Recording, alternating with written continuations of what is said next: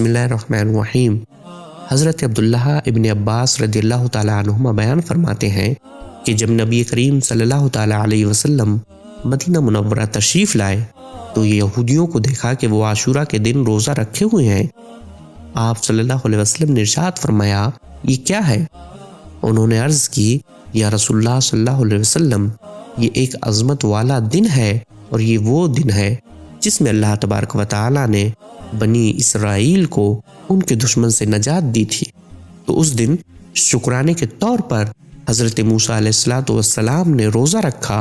حضور پر نور صلی اللہ علیہ وسلم نے ارشاد فرمایا کہ میں حضرت موسیٰ علیہ السلام کی موافقت کرنے میں تم سے زیادہ حقدار ہوں، لہٰذا آپ نے خود بھی روزہ رکھا اور اس دن روزہ رکھنے کا حکم بھی ارشاد فرمایا۔